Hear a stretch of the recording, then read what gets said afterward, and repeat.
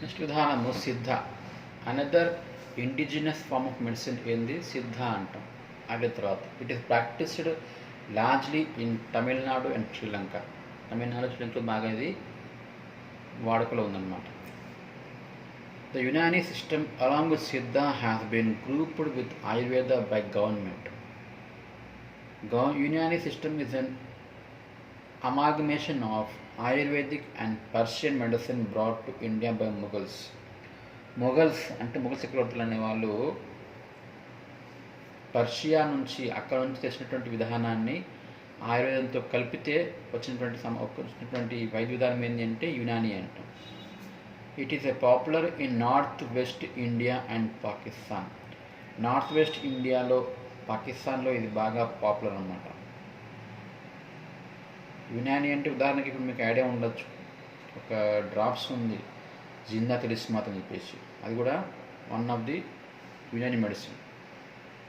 Unani is been successful in treating chronic diseases of skin, digestive system, sexual disorders, infertility. So ఇది ఏంటంటే చర్మ సమస్యలని, జీర్ణవ్యవస్థ సమస్యలని, సెక్స్ సమస్యల్ని,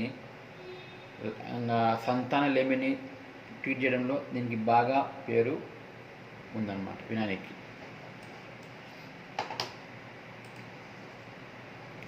Recently, a medical researcher in Madras claimed that a Siddha drug, Amrita Bindu, can serve as a cure for diabetic retinopathy, which is an irreversible condition. రీసెంట్గా మద్రాస్లో, చెన్నైలో అంటే ఒక డాక్టర్, ఎవరు సిద్ధ డాక్టర్ అని చెప్పిందంటే ఒక మందు పేరు ఏం పేరు? అమృత బిందు అని. మందు ఏం చేసిందంటే ఎప్పటికీ నయం కానటువంటి డయాబెటిక్ రెటినోపతి అనే వ్యాధిని పూర్తిగా నయం చేస్తుందని చెప్పి తను చెప్పడం జరిగిందనమాట. మందు పేరు ఏం పేరు? అమృత బిందు అనేది. The drug had not only been able to bring about the regression of disease in the patients treated with it, but also prevented it from escalating. So ఈ వ్యాధి ఏమవుతుందంటే పూర్తిగా నయం కావడమే కాదు, ఇక ముందు కూడా మళ్ళీ రాకుండా కూడా చేయడం జరుగుతుందన్నమాట ఈ మెడిసిన్ సిద్ధ అవ్వాలన్నమాట. నెక్స్ట్ విధానం ఏంది?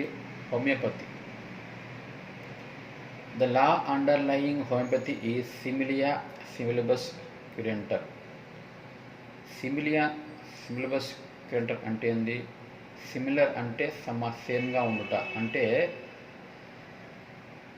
సేమ్గా ఉన్నదే మళ్ళీ పనిచేస్తుంది. అంటే ఇక్కడ వ్యాధి కలిగించేది వ్యాధిని నయం చేయుట అంటే ఏంటి చూడండి ఇక్కడ. A remedy can cure a disease if it produces in healthy person symptoms similar to those of the disease. ఒక మందు ఎలా పనిచేస్తుంది అంటే, అదే మందు ఒకవేళ మనము హెల్తీ పర్సన్కి ఇస్తే కనుక, హెల్తీ పర్సన్కి ఇస్తే కనుక ఆ హెల్తీ పర్సన్లో వచ్చే సిమ్టమ్స్ ఏవైతే ఉంటాయో ఆ సిమ్టమ్స్నే ట్రీట్ చేయడానికి మనము ఈ మందు వాడవచ్చు. ఉదాహరణకి ఇప్పుడు ఉల్లిగడ్డ ఉంది. సాధారణంగా ఉల్లిగడ్డ మనం కోస్తుంటే మనకి ఏమవుతుంది? కళ్ళలోంచి, ముక్కులోంచి నీళ్ళు కారుతూ ఉంటాయి. కొంచెం చిన్నగా జలుబు లాంటి చాలా సమస్య వస్తుందన్నమాట. ఇక్కడ ఉల్లిపాయ అనేది ఒక హెల్తీ పర్సన్లో జలుబు కలిగిస్తుంది. వీరి ప్రకారం అదే ఉల్లిపాయ జలుబున్న వాడికి ఇస్తే కూడా అది తగ్గిపోతుంది. అంటే ఇక్కడ ఏంది? హెల్తీ పర్సన్లో ఏవైతే లక్షణాలను రప్పిస్తుందో ఆ లక్షణాల వ్యక్తికి మనం ఈ మెడిసిన్ ఇస్తే కనుక వాడికి తగ్గిపోవడం జరిగిపోతుంది. దీని ఏమంటే మనము సిమిలిబస్ క్యురెంటర్ అంటాం. Homeopathy was developed by as a practical method of healing. ఎవరి ద్వారా మనకి ఇది డెవలప్ అయింది అంటే డాక్టర్ శామ్యూల్ హనీమన్ అనేవాడు జర్మన్లో ఉంటాడు, తను చేసిన అనమాట ఇది. Although allopathic doctors cannot explain how homeopathy work it often does, frequently with quite dramatic and remarkable results.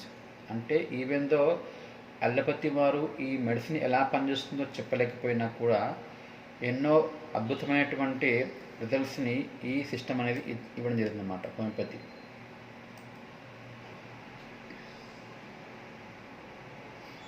It is a holistic approach ఇది హోమియోపతి మెడిసిన్స్ అనమాట. It is a holistic approach because rather than the disease of germ it considers person. ఇక్కడ డిసీజ్ని కానీ bacteria కానీ అది చూడదు homeopathy. అది ఏం చూస్తుంది, కన్సిడర్ ద పర్సన్, వ్యక్తిని చూసి చికిత్స చేస్తుంది. వ్యక్తిని చికిత్స చేస్తే ఆ వ్యక్తి ఏం చేయాలి, ఆ వ్యాధితో పోరాడి హెల్తీగా కావాలన్నమాట. అంతేగాని ఇక్కడ హోమియోపతి అనేది it will not treat the disease, it treats the person. Homeopathy medicines induce symptoms similar to disease, curing the conditions by stimulating the disease fighting system. ఏంటంటే హోమియోపతి మెడిసిన్స్ ఏమవుతుందంటే అది డిసీజ్ని ట్రీట్ చేయదు, అది ఏం చేస్తుంది, శరీరంలో డిసీజ్తో ఫైట్ చేసినటువంటి సిస్టమ్ని స్టిమ్యులేట్ చేసి ఆ డిసీజ్ని బయటికి పంపించేస్తుంది. ఇది homeopathy. Next one acupuncture. It is the oldest form of healing known to man. ఇది చాలా చాలా పురాతనమైనటువంటి విధానం. దాదాపు 4000 సంవత్సరాల దాకా ఇది మనం ఉపయోగిస్తామన్నమాట. ఇక్కడ చైనీస్ వాళ్ళదన్నమాట. It is based on the principle that there is a nervous connection between the organs of body and surface of body. So వీరికి ఉన్న నమ్మకం ఏంటి అంటే శరీరం యొక్క ఉపరితలంపైనటువంటి సర్ఫేస్ చర్మం ఉంది కదా, స్కిన్, ఆ చర్మంలో కొన్ని పాయింట్స్ ఎలా ఉంటాయంటే శరీరం లోపల ఉన్నటువంటి ఆర్గాన్స్కి కనెక్షన్ అయి ఉంటాయి. అంటే శరీరంలో ఉన్నటువంటి ఆర్గాన్స్కి బయట చర్మానికి కొన్ని పాయింట్స్కి సంబంధం ఉన్నట్టు వాళ్ళు అనుకుంటున్నారు. కాన్సిక్వెంట్లీ ఏం చేస్తారు అంటే వాళ్ళు ఆ ప్లేస్లో consequently in the event of a disease acupuncture points appear on the body. So ఆ డిసీజ్ ఉధృతి వల్ల ఏమవుతుందంటే బాడీ వెలుపల స్కిన్ పైన మనకు ఆకుపంక్చర్ పాయింట్స్ అనేవి ఏర్పడతాయి. అప్పుడు ఏం చేస్తారు వాళ్ళు, ఆ పాయింట్స్లో వాళ్ళు sharp needles are inserted at these fixed points at controlled depth and duration as therapy. చికిత్సా పరంగా వాళ్ళు ఏం చేస్తారంటే ఆ పాయింట్స్లోనే నీడిల్స్ని కూర్చొని జరుగుతుందన్నమాట. కూర్చి ఒక డెప్త్ వరకు కూర్చి కొంతసేపు పెడతారన్నమాట, ఒక టైం వరకు పెడుతుంటాం.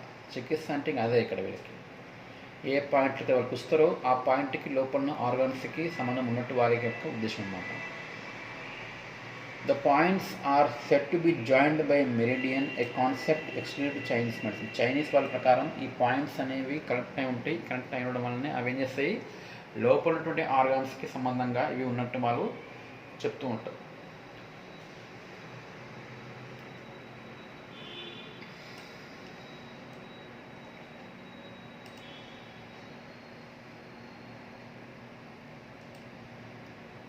ఇది దాదాపు ఎప్పటి నుంచి అంటే 60th సెంచరీ నుంచి ఇది బాగా ప్రాచుర్యంలోకి వచ్చింది. ఎవరి వల్ల అంటే ఒక డచ్ డాక్టర్ అన్నమాట, డచ్ దేశస్థుడైనటువంటి విలియం టెన్ రైన్ అనేవాడు దీని యొక్క పాపులర్గా చేసాడు అనమాట. అప్పటి నుంచి since then the practice of acupuncture అనేది బాగా డెవలప్ అయ్యింది. ఇది ఇలా స్కిన్ పైన మనము నీడిల్స్ పెట్టి కూర్చుతారన్నమాట. ఆ పాయింట్స్ పైన కూర్చుతే ఏమవుతుంది, చికిత్స విధానం ఇలా ఉంటుంది దీంట్లో. నెక్స్ట్ యోగా.